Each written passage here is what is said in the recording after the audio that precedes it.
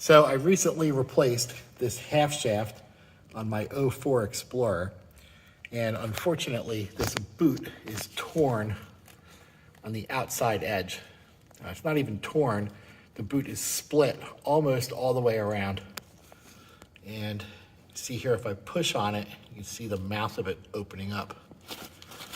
So let's wipe some of that grease off. Look at that. I turn it. You can see the split that goes all the way around this entire edge.